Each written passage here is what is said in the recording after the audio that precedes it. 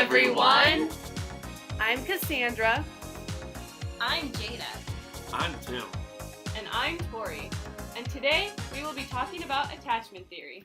So, what is attachment? According to Ainsworth and Bowlby, attachment is a deep and enduring emotional bond that connects one person to another across space and time. Hold on. Who's that old guy? Well, Jada, that is John Bowlby. Wait, who? John Bowlby. He's the man who came up with the idea of attachment theory in 1969. That's right. John Bowlby was a British psychologist born in 1907 in London, England. He is one of the most notable child psychologists of his time. Well, who is that lady then? That's Mary Ainsworth.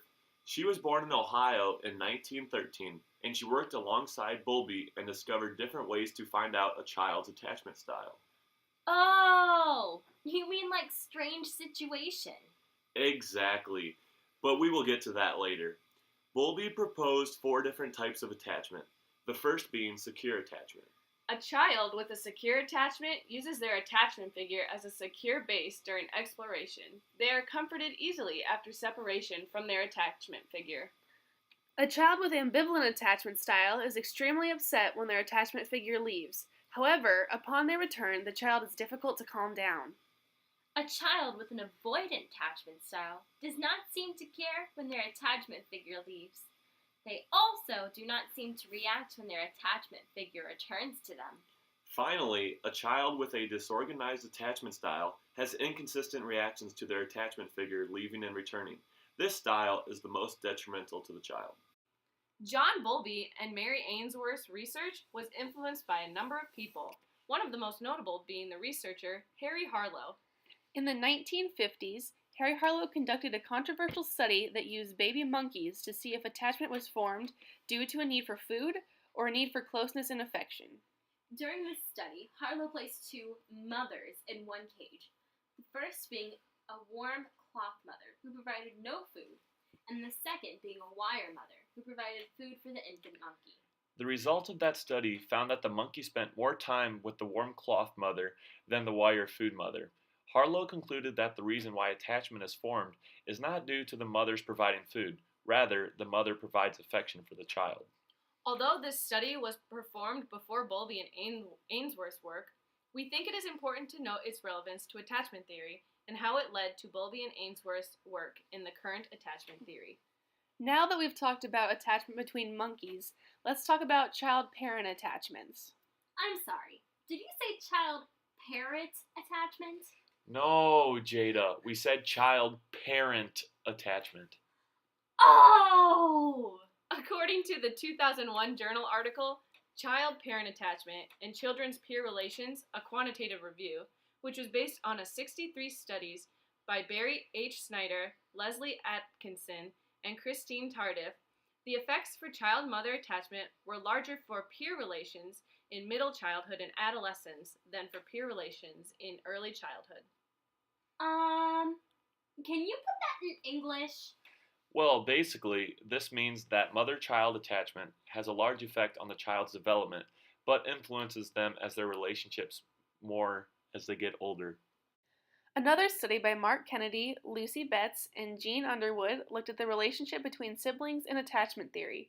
Surprisingly, the results found that a third of sibling pairs do not have a good attachment with each other. This study also discovered that while a mother displays more positive emotions with younger siblings and higher maternal sensitivity with older siblings, attachment quality has no association with birth order. Okay, but what about dads? Well, we know that child-mother attachment can positively influence a child's relationship with their peers, but sadly there is little established about the child-father influence on peer relationships. Sorry, dads. So, what kind of peers are we talking about? Wink, wink, nudge, nudge. This particular study was just talking about friendships, but the mechanisms that link parenting practices to adolescents' risky sexual behavior, a test of 6 competing theories by Leslie Gordon Simmons and others, studied sexual relationships related to attachment. It states that adolescents' participation in risky sexual behaviors continues to be a major source of concern for parents, practitioners, researchers, and public policymakers. Risky sexual behavior includes early sexual debut, low rates of condom use, and high rates of partner change.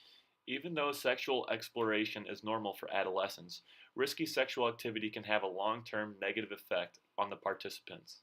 The same article continues by stating that risky behaviors, including risky sexual behaviors, can be induced by supportiveness, management, or harshness of parents. For example, multiple studies have been conducted in correlation with supportive parents. These relationships were empathized by warmth and positive communication. Warm and positive communication are a major factor to help against child participation in risky sexual behavior. In contrast, a lack of closeness between the parent and child results with the child having an increased number of partners, as well as a greater chance for unsafe sex. Overall, stronger attachment between parent and child results in less likelihood of risky sexual behavior. While we've been focusing a lot on child attachment, it doesn't mean that attachments stop after we move into adulthood. In fact, there is such a thing as adult attachment, and according to the article, A Brief Overview of Adult Attachment Theory, and research by R. Chris Fraley, there are 3 implications of adult attachment. The first implication is that if adult romantic relationships are attachment relationships, we should view them in the same light that we view infant caregiver relationships. The second implication suggests that adult romantic relationships should work in a similar way that infant caregiver relationships work. The third and final implication states that whether an adult is secure or insecure in their adult relationship is a reflection of their experiences with their primary caregivers. Basically, this means that attachment styles stay consistent over time, and most research supports this idea. One research in particular examines sexual attachment, caregiving, and sexual satisfaction. Let's talk about sex, baby. Let's talk about you and me. Let's talk about all the good things and the bad things that may be. Yes, Jada, let's talk about sex and how it relates to attachment. Yay! From Sexuality Examined Through the Lens of Attachment Theory, Attachment, Caregiving, and Sexual Satisfaction by Catherine Peliquin and others, a 3-part model is introduced that describes adult romantic attachment. In adulthood, insecure attachment between partners results in anxiety about being left by them and being avoided because you do not want to get hurt again. The insecurity varies between people. Those who are not as stressed about being left alone or trying too hard to be reliant on their partner are considered to have a secure attachment. In order for adult love relationships to be successful, they need to have attachment caregiving systems in place. The third part of the adult romantic system is the sexual system. The sexual system is relevant in romantic relationships. This system usually develops during early adolescence. Since this system is the last part of the 3 parts to develop, it is greatly influenced by the attachment and caregiving of your primary and secondary caregivers. That must be where the term daddy issues comes from. According to the article, the sexual system is crucial to most relationships, contributing to the initial attraction and bond formation, and then to the relationship's continuation and quality. And now, let's jump into a serious topic that will make you appreciate everything that your mother has done for you in your life. Dun, dun, dun! A study conducted by Lavinia Barone, Alessandra Bramante, and others examined the relationship between mothers who have killed their children and their past experiences with attachment. Boy, that escalated quickly. I mean, that really got out of hand fast. The study looked at 3 groups: normative mothers, or your everyday gals, mothers with mental illness, and filicidal mothers, or in other words, mothers who murdered their children. Dun, dun, dun! It was found that mothers who were in the mental illness and filicidal category in general had a lower socioeconomic status, higher rate of previous traumatic events, and had more insecure, unresolved, and hostile, helpless attachment styles. Filicidal mothers also had anger towards their previous attachments, as well as unresolved thoughts involving their previous traumatic events. In short, mothers who have attachment styles that are classified as unresolved, insecure, or hostile helpless are more likely to murder their children. Dun, dun, dun! But on the plus side, These kind of attachment styles are very rare and are usually only seen in situations where the mother experiences some sort of extreme traumatic events that cause them to form these abnormal attachment styles. In conclusion, the attachment theory... Wait! Guys! Since we were just talking about a strange situation, it reminded me that we forgot to talk about strange situations. Oh, yeah. I forgot about that. Strange. The strange situation was a way to identify a child's attachment style that was designed by Mary Ainsworth. Strange situation is when a child and their primary caregiver are separated and reunited multiple times, while a stranger swaps roles with their caregiver periodically. There are 8 different steps to the strange situation.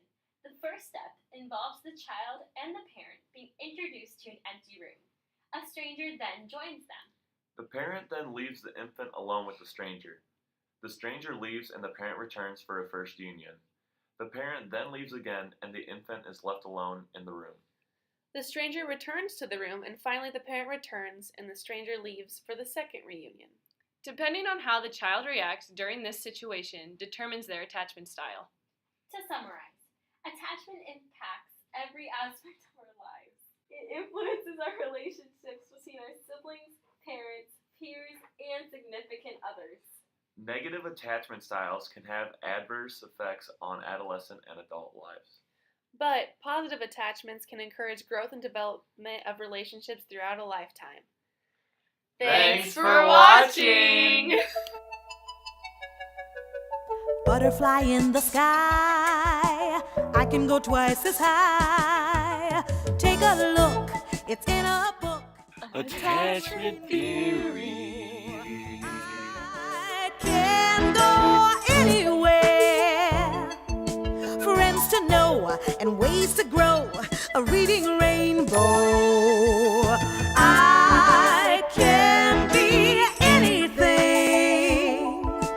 Take a look, it's in a book. A reading rainbow.